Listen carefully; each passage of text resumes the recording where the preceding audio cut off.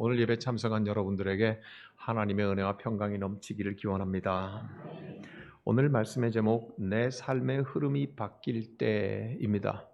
오늘 우리의 본문은 매우 중요한 아들 압살롬의 반역에서 다윗이 도망가 있고 한 이 흐름 전체를 바꾸는 결정적인 장면이 오늘 우리가 읽은 말씀입니다. 오늘 크게 등장인물은 세 사람입니다. 아버지 다윗을 반역해서 예루살렘 성에 들어와서 마치 자기가 다 된 왕인 것처럼 의스대는 압살롬, 그리고 그 압살롬에게 지혜를 빌려주는 제갈공명 같은 존재인 아히도벨, 그리고 다윗을 존경하고 다윗과 함께 하신 하나님을 느끼면서 다윗의 명령을 따라 왕궁 안에 들어와서 잠시 기다리고 있는 후세, 이 세 사람의 대화인데요. 이 중요한 대화 속에서 사실은 이 대화에 참여하는 모든 사람의 운명이 지금 바뀌는 장면이 여기에 있습니다. 등장인물 모두의 삶이 바뀌고 실제로 예루살렘 성 밖에서 도망가서 기다리고 있는 다윗 왕의 삶조차도 지금 완전히 바뀌는 그 운명의 한 현장 속에 있습니다. 그러므로 오늘 이 본문 가운데서는 저와 여러분들도 발견되기 십상인 상황입니다. 비록 다윗이 여기에 참여하지 않고 대화도 하지 않지만 다윗의 운명을 바꾸는 오늘 본문인 것처럼 오늘 저와 여러분의 삶도 그러합니다. 내가 없는 현장에서 내 운명이 결정되는 경우가 허다하죠? 내가 거기 대화의 당사자로 발언권도 얻지 못하고 내 의사를 표현하지도 않았는데, 아니, 나는 그곳에 아예 존재가 없었음에도 불구하고 그 현장에서 일어나는 일이 내 운명, 내 삶의 흐름을 좌우할 때가 얼마나 많습니까? 그러므로 오늘 우리의 본문은 마치 큰 인생의 그릇과 같아서 저와 여러분의 사건도 이 속에서 들어있다고 하는 것을 우리는 보게 됩니다.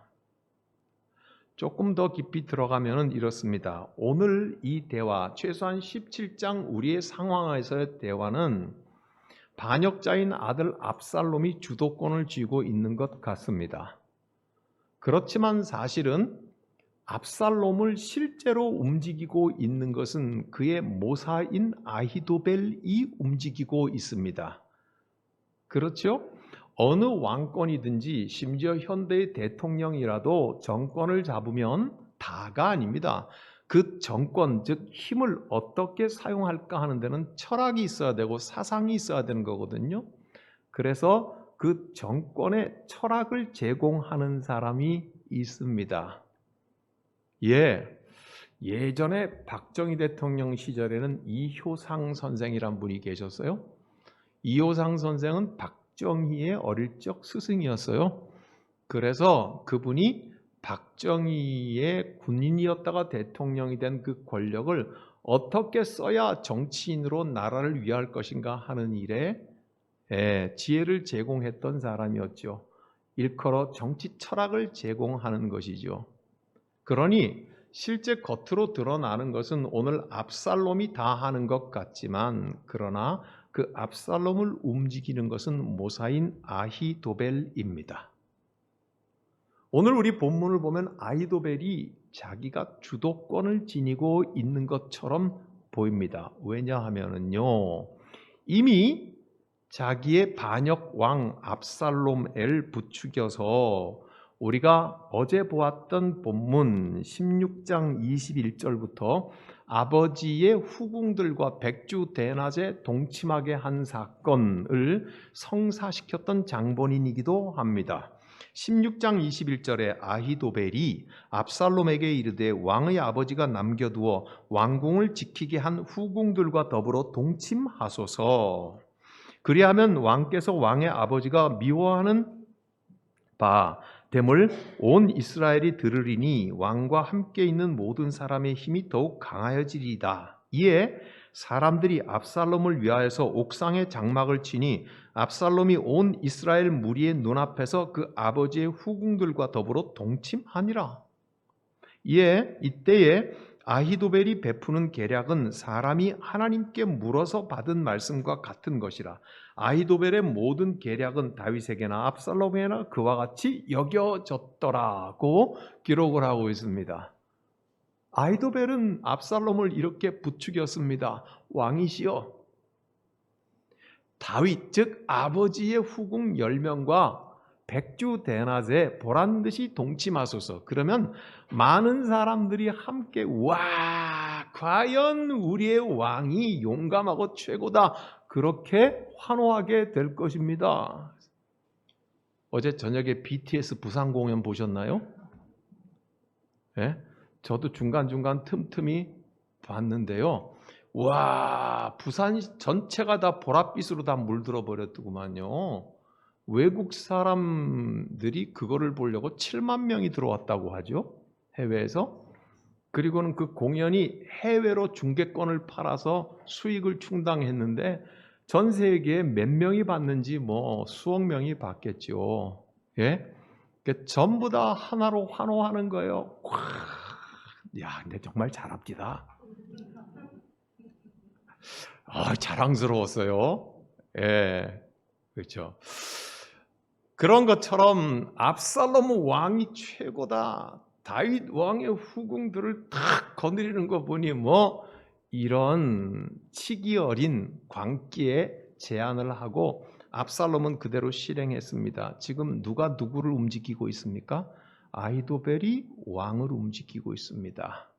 그러니 오늘 우리가 읽은 본문 17장 1절에서 첫 절부터 이렇게 말을 하고 있습니다. 내가 12,000명의 군대만 이끌고 가면 다 죽일 필요 없이 다윗 하나만 콕 찍어서 죽이면 됩니다. 지금 다윗과 일행은 도망치느라고 피곤해서 어디쯤 늘어져 있는지 내가 짐작하니 거기 가서 하나만 탁 죽이면 모든 백성들이, 그러면서 모든이라는 단어를 계속해서 반복을 하고 있어요. 3절에 모든 백성이 당신께 돌아오니 모든 사람이 돌아오기는 왕이 찾는 이 사람에게 달렸습니다. 그리하면 모든 백성이 평안할 것이다, 이렇게 말을 하면서 자기가 출정하면 된다고 말하고 있습니다. 아주 간략하고 짧고 분명하고 확신에 차서 그렇게 말을 하고 있습니다. 어쩌면 이렇게 할 수 있을까요? 자기가 주도권을 쥐고 있다고 지금 생각을 하고 있는 것입니다. 자기 아버지를 죽일 계획을 하는 압살롬에게 선명하고 예리하고 날카롭게 그 죽일 계획이 있다고 말을 하고 있어요. 심지어는 자기 자신도 섬기던 다윗 왕 아니에요? 자기가 섬기던 주군을 죽일 계획을 어쩌면 이렇게 총명하게 계획할 수 있을까요? 짧고 신속하고 효과적인 방법을 말하고 있습니다. 왜요? 주도권을 쥐고 있다고 생각하기 때문에 그렇습니다. 맞죠? 동의합니까? 안 해도 할 수 없고. 오늘 성경은 분명히 아히도벨의 입을 통해 그리 말하고 있는데 정말 주도권을 그가 쥐고 있는가? 착각은 아닌가? 확인해 보죠. 우리가 읽은 마지막 14절 본문을 같이 한번 읽도록 하겠습니다. 압살롬과 온 이스라엘 사람들이 이르되 아렉 사람 후세의 계략은 아히도벨의 계략보다 낫다 하니 이는 여호와께서 압살롬에게 화를 내리려 하사 아히도벨의 좋은 계략을 물리치라고 명령하셨음이더라. 누가 지금 말하고 계십니까? 하나님께서 말씀하고 계신 거예요. 주도권을 누가 쥐고 있나? 아히도벨이 쥐고 있는 것 같은가?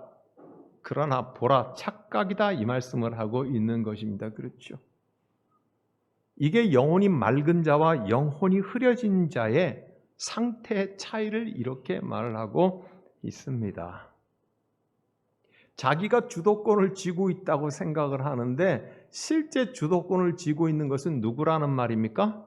하나님께서 쥐고 계시다는 말이죠. 여러분, 이거 굉장히 우리의 삶에 깊이 적용해야 되고 예민하고 섬세해야 될 부분이 여기에 있습니다.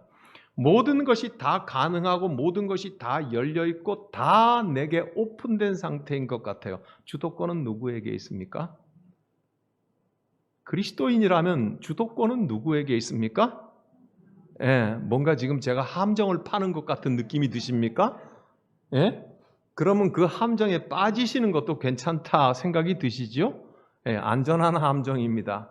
사랑하는 여러분, 지금 다윗의 젊은 시절을 기억해 보십시오. 그가 10년 동안 사울 왕에게 억울히 쫓겨 다닐 그때에 다윗은 단번에 상황을 종료시킬 수 있는 게 뚜렷하게 두 번 있었습니다. 언제요?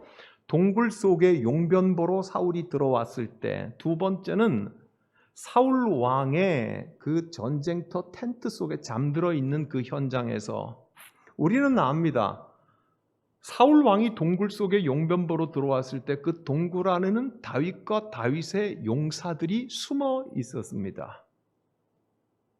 예? 다윗은 무방비 상태에 있는 사울 왕을 끝장낼 수 있는 절호의 기회였습니다. 옆에 있는 자기의 부하가 이리 말했습니다.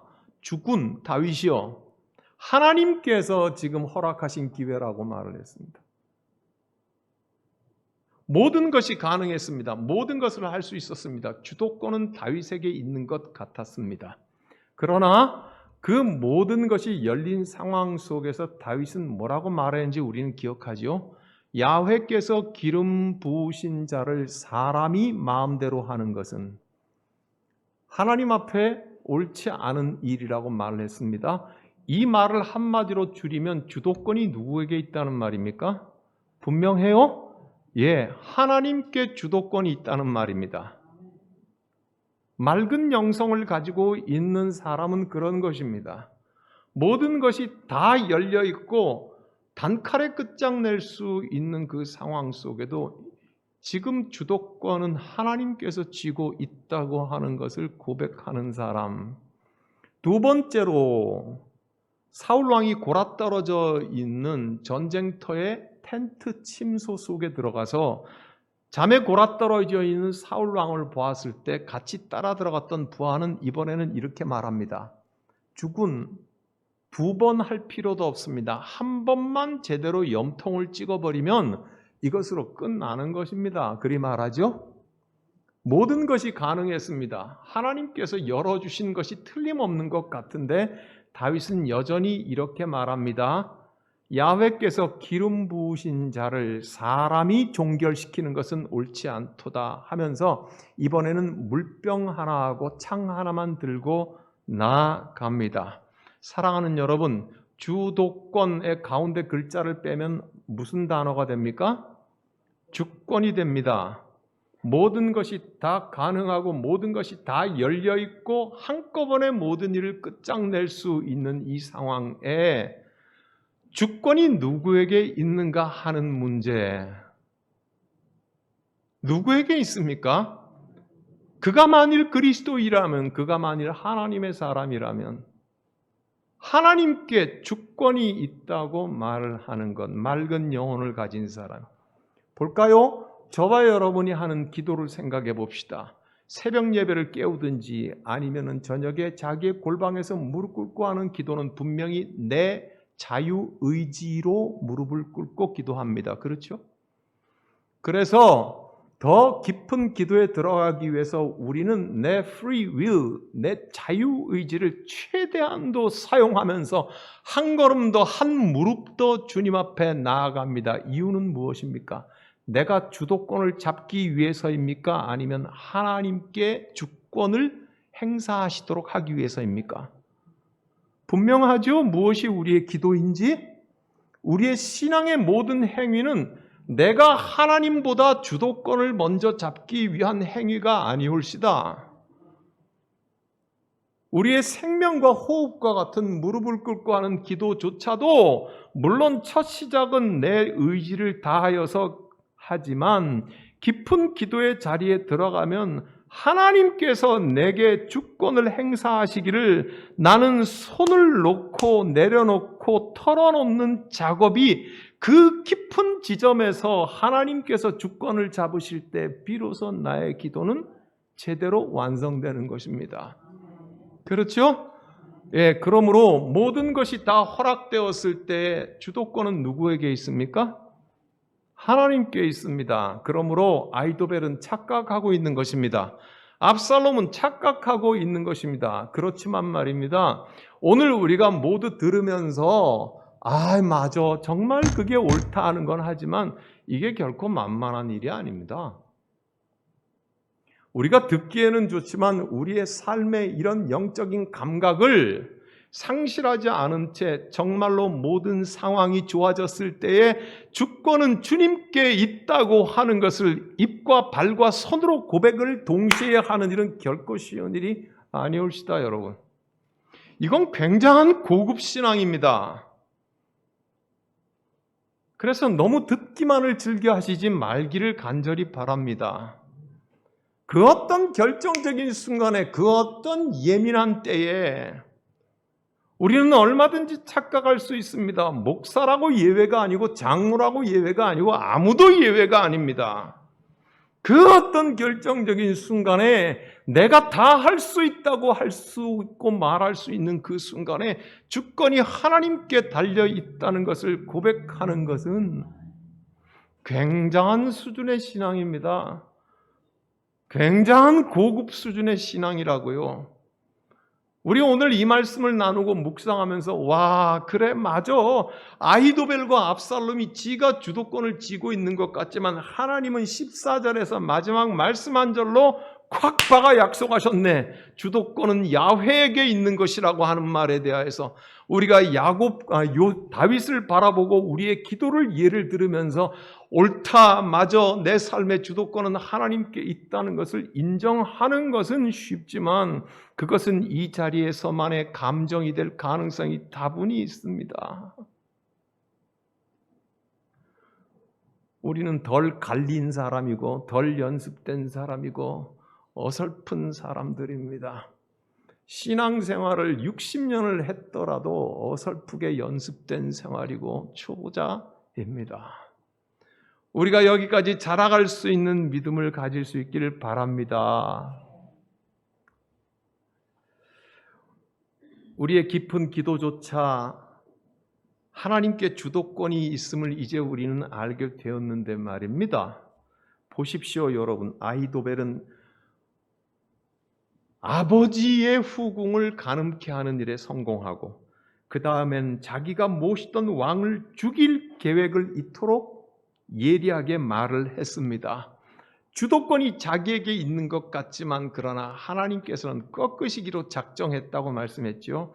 그래서 실제로 자기의 계획이 수포로 돌아갔을 때 17장 23절을 한번 보십시다.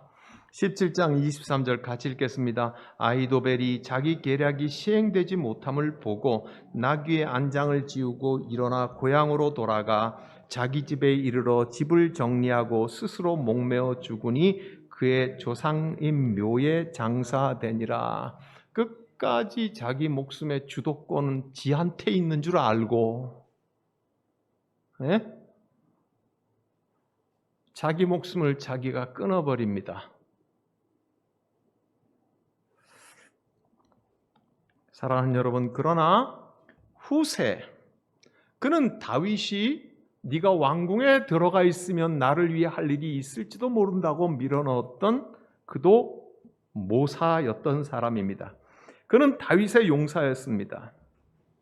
그는 이렇게 말을 했습니다. 압살롬이여, 나는 아히도벨의 모략 잘못됐다고 생각합니다. 나는 어떻게 해야 되느냐 하면 이렇습니다. 압살롬이여, 당신도 알다시피 당신의 아버지 다윗은 위대하고 용맹한 군인이라는 걸 온 천하가 다 압니다. 이 위대한 다윗 왕이 지금 널브러져서 피곤해서 드러누워 있을 거라고 생각하십니까? 그는 이미 어딘가의 동굴 계곡마다 깊이 피해 있을 것이며 이미 군대를 조직하고 당신을 공격할 준비를 하고 있는 용맹한 사람입니다. 맞지요? 아닙니까? 그러니 어설프게 저 아히도벨한테 군사 12,000명 맡겨서 쳐들어가다가 첫 전투에 실패해서 몇 사람 죽었다고 하면 온 이스라엘이 그 소문을 듣고 압살롬 군대 별거 아니네 하고 확 다 뒤집어 버립니다. 민심의 이반이 일어나 버릴 겁니다. 아닙니까? 제가 후세처럼 그렇게 물어본 거예요. 그러면서 이렇게 말합니다. 그러니 내 생각은 아히도벨에게 12,000명 맡겨가는 것이 아니라 왕 압살롬 당신이 직접 모든 군대를 다 모아서 거느리고 쳐들어가서, 표현을 이렇게 합니다. 아침 이슬이 온 대지를 적심처럼 모조리 다 죽여버려야 됩니다. 그리고는 비유를 듭니다. 그래서 만약 도망한 다윗 왕이 어느 성 안에 숨어 있다 하면 비유컨대 성을 밧줄로 꽁꽁 묶어 끌어당겨서 강물에다 쳐박아 버려야 됩니다. 그때야 승리하게 됩니다. 그렇죠? 웅장한 전투의 계획을 말을 합니다. 압살롬이 요새 젊은 사람들 말로 하면 뻑 갑니다.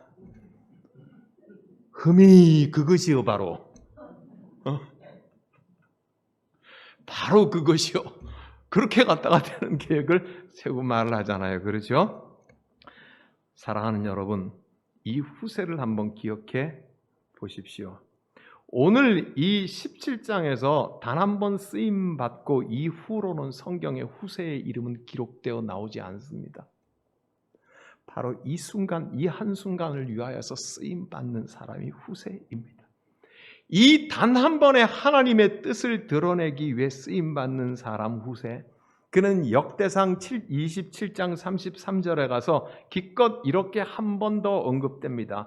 아렉 사람 후세는 왕의 벗이 되었고, 그리고는 성경에서 사라지는 사람이 됩니다. 사랑하는 여러분, 처음에 양의 머리를 비비면서 오미 없는 얘기를 했습니다. 양은 친하다는 표시로 서로 머리를 비벼댑니다. 뜨거운 여름철에 뜨겁고 격렬하고 치열한 그 어떤 순간에 머리를 맞댈 때 옴이 서로에게 옮아서 양들은 머리에 옴병이 온몸으로 옮게 됩니다. 그때 목자는 올리브 기름에 유황을 섞어서 양의 머리에 붓고 그리고 비벼줄 때야 비로소 이것이 소독제가 되어서 같이 머리를 맞대더라도 온병에 옮지 않습니다. 후세, 그는 그런 사람이었습니다. 압살롬과 아히도벨과 그들이 다윗을 죽이기로 모략을 하는 이 더럽고 부패하고 타락한 머리를 맞대는 그 현장에 같이 후세도 머리를 맞대고 있었지만 그는 다윗의 하나님을 보고 확신했던 사람이었습니다. 하나님께서는 후세의 영혼의 머리에 기름 부으사 생각이 옮지 않게 하시고 온병이 옮기지 않게 하사 그에게는 이와 같은 총기를 허락하신 것을 우리는 봅니다. 주께서 원수의 목전에서 내게 상을 차려주시고 기름으로 내 머리에 부으셨으니 내 잔이 넘치나이다. 시편 23편 5절의 말씀이 무엇인지 우리는 알게 됩니다. 사랑하는 여러분, 저와 여러분은 짧든지 길든지 인생을 삽니다. 주님은 천년이 밤의 한 경점 같고 하루와 같다 하셨으니 우리네 인생이 주님 앞에서 그저 스쳐 지나가는 순간 아니겠습니까? 그렇죠. 우리는 우리의 그 인생의 단 한 번에 하나님의 뜻을 드러내는 후세와 같이 쓰임 받으면 원도 한도 없겠습니다. 우리의 목표는 그것이지 무엇이 다른 것이 있겠습니까? 역사의 길이 남는 것, 히틀러도 역사의 길이 남고 2차 세계대전을 일으킨 원흉 중에 하나인 일본의 천황의 이름도 역사의 길이 남습니다. 뭐의 역사의 길이 남으려고 합니까? 내 인생 하나님께 허락받은 이 짧은 한 점 같은 때에 나 하나님의 뜻을 드러내는 것으로 나는 감사하며 살리. 오늘 후세를 보면서 그것을 깊이 묵상하고 생각하지 않을 수 없습니다. 후세는 이 사건 이후로 성경에서는 흔적도 없는 사람이 되지만 오늘 우리에게 우리의 인생을 돌아보게 하고 내 짧은 인생 동안 하나님 뜻을 드러내는 일에 후세처럼 쓰임받으리. 이것을 깊이 생각하게 됩니다. 자, 오늘 우리가 읽은 본문의 말씀을 보니 이렇습니다. 믿는 자의 인생은 권력과 이성, 머리말입니다. 지성, 지혜, 그리고 속도, 효율성, 빠른 성공, 재물, 뭐 이런 것이 다가 아니라는 것을 분명히 우리는 생각할 수 있습니다. 그 이상의 어떤 것이 있음을 분명히 오늘 본문은 우리에게 보여주고 있습니다. 후세는 비록 다윗의 명을 따라서 성 안에 들어와 있지만 다윗의 대리인을 하는 것 같지만 실제로 그는 야훼 하나님의 대리인의 역할을 하고 있습니다. 다윗도 그것을 차마 몰랐고 후세도 이 순간은 그것을 몰랐을 수 있습니다. 저와 여러분들도 모를 수 있습니다. 하나님께서 나를 쓰시고 사용하시는데 그 순간 당신은 모를 수 있습니다.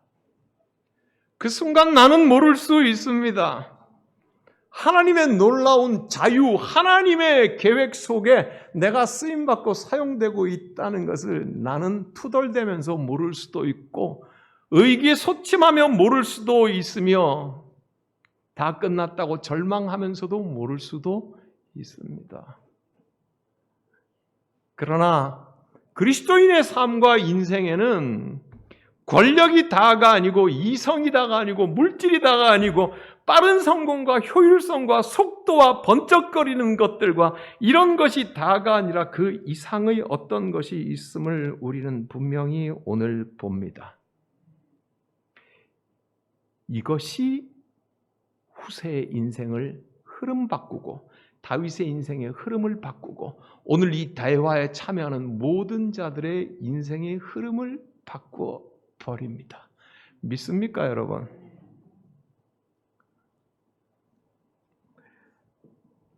아주 오래된 올드 스토리지만 그러나 제 삶의 심장에는 잘 새겨진 사건인데 오늘 또 말씀을 해보려고 합니다.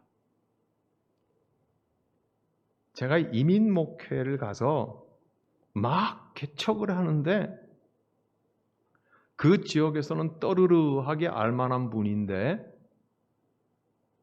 저를 어렵게 하겠다고 공언을 하고 작정한 분이 있습니다.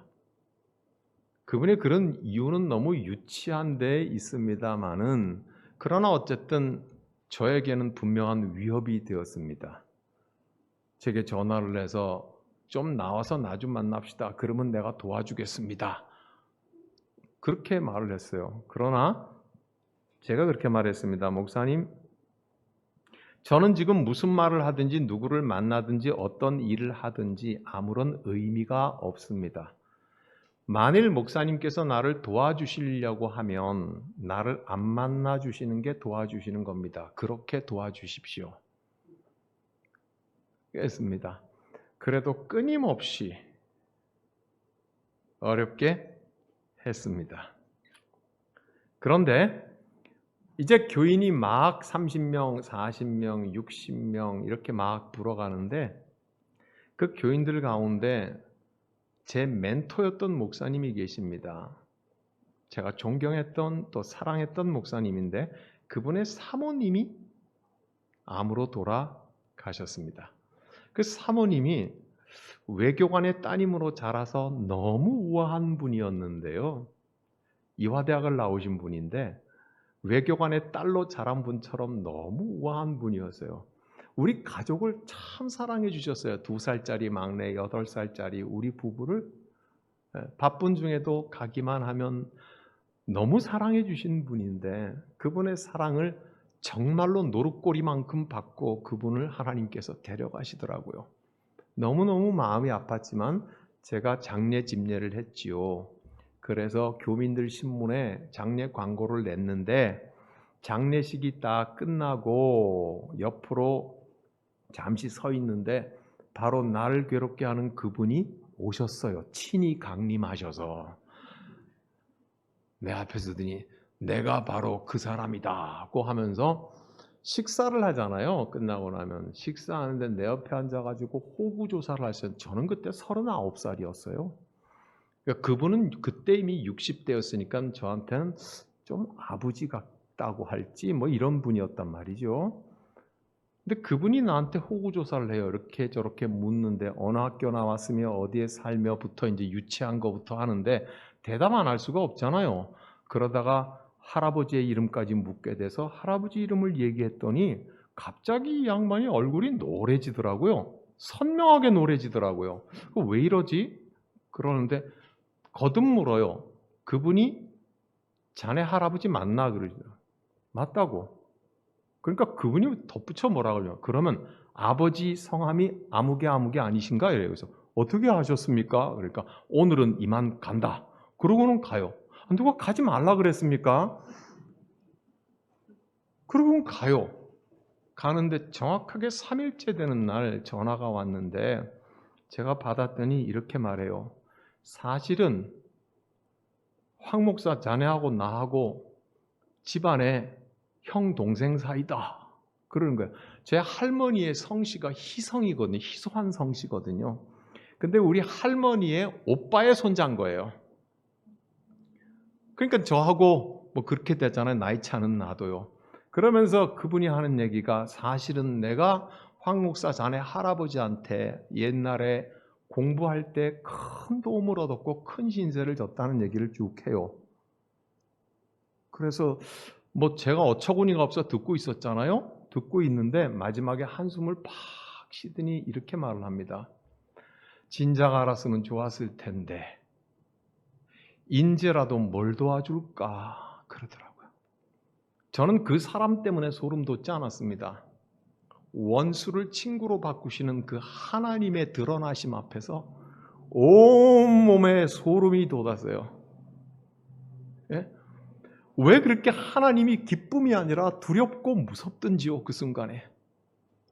우리 하나님은 아무것도 없는 가운데 말씀으로 천지를 창조하시는 분이라고 하는데, 야, 내가 목사하면서 몰랐구나, 신학을 공부하면서 몰랐구나부터 시작을 했고, 저는 완전히 그 순간 멍텅구리가 되어버리고, 놀라우신 하나님, 원수였잖아요, 어제까지. 그런데 인제라도 뭘 도와줄까 하잖아요. 분명한 친구 아닙니까? 그때 저는 신학을 공부할 때 이론으로만 알았던 것을 하나 내 체험으로 깊이 내 DNA 속에 스티그마, 흔적을 남겼던 게 뭐냐 하면 신학을 배울 때 이렇게 배웁니다. Deus absconditus, 즉 감추어진 하나님. 우리 인간은 하나님이 스스로 자기를 드러내실 때까지는 결코 하나님을 알 수 없다는 것, 그게 바로 감추어진 하나님이에요. 그러나 하나님께서 자신을 드러내시기로 작정할 때 Deus manifestus, 이걸 뭐라 그래요? 계시라 그래요. 계시. 하나님이 자기를 드러내신 이 계시의 책이잖아요. 그렇죠? 하나님이 어떤 분이신 걸 드러내신 것 아니에요. 그래서 감추어진 하나님과 드러나신 하나님, 그걸 공부할 때 공부로만 알았는데 그 순간에 모든 것이 다 설명이 되는 거예요. 하나님이 자기를 드러내실 때. 제가 이 올드한 스토리라고 하는, 아시는 분들이 있잖아요.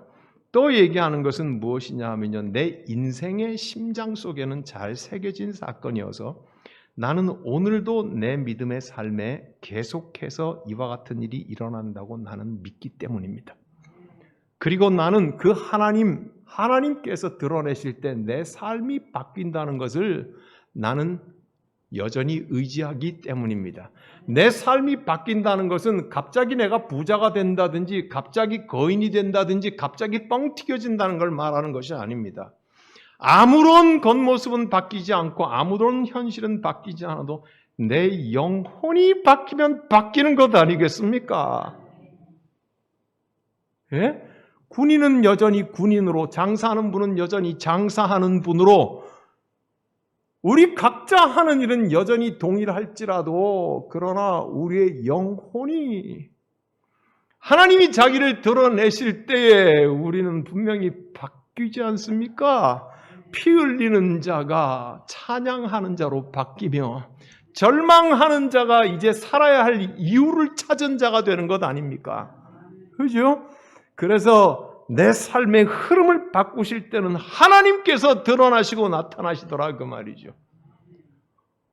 오늘 압살롬이 아히도벨이 주도권을 잡고 모든 사건을 다 만들어내는 것 같지만 누가 주권을 행사하시는 분이십니까?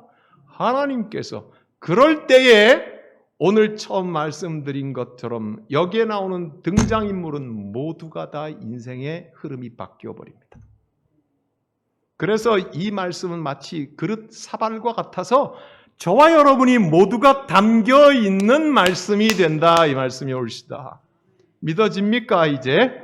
예. 그래서 오늘 이 본문을 이렇게 봤을 때 하나님은 어떤 분이신가 하는 것을 우리 함께 같이 읽어봅시다.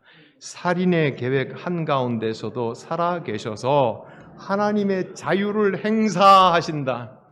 살인의 계획이 누굴 죽이기로 한 겁니까? 다윗은 현장에 없었다고요. 저와 여러분을 죽이기로 작정한 계획들이 나는 말 한마디 못 해보고 나는 현장에 있지도 않았는데 일어날 수 있지요? 그래도 거기에는 하나님이 살아계셔서 하나님의 자유는 선하심으로 하나님께서는 자유를 행사하신다. 그게 그분의 주권이시다, 그 말이죠. 믿습니까? 그때 내가 얻어야 할 교훈은 무엇일까요? 다시 한번 또 보지요. 보이는 하나님, 만져지는 하나님, 드러나시는 하나님을 기다립니다. 데우스 마니페스투스. 하나님이 자기를 드러내실 때 그때를 기다립니다. 바보같이 보일 수도 있어요. 예, 미련하게 보일 수도 있어요. 저런 곰탱이가 다 어디 있나. 그렇지 뭐 그렇게 취급받을 수도 있어요. 그렇지만 만져지는 하나님, 보이는 하나님, 드러나시는 하나님, 마라나타 아멘 주 예수여 어서 오시옵소서. 기다리는 사람이 되는 거예요. 어떻게 기다려요? 그네가 내게 족하네, 그네가 족하네. 이 괴로운 세상 지날 때 그네가 족하네. 한 번만 더 하죠. 그네가 내게 족하네, 그네가 족하네. 이 괴로운 세상, 이 괴로운 세상 지날 때 그네가 족하네. 이제 하나님이 드러내실 때 하나님이 만져지시는 그 순간까지 가실 힘이 생겼습니까? 그럴 준비가 되셨습니까? 하나님께서 이미 여러분의 영혼을 바꾸셨고 우리의 영혼을 바꾸셨습니다. 주님을 찬양하며 살아갑시다. 기도하겠습니다. 하나님, 우리를 바꾸시려고 하는 하나님의 손길이 있음을 믿고 의지합니다. 이 사건에 단 한 번 등장하고 성경에서 사라져버린 후세는 바로 우리 자신의 모습이 되기를 원합니다. 하나님, 단 한 번뿐인 우리의 인생을 살면서 전능하신 우리 아버지, 사랑하시는 하나님, 그 하나님의 뜻을 한 번 드러내는 인생으로 살도록 허락해 주옵소서. 우리 주님 예수 그리스도의 이름으로 기도하옵나이다. 아멘.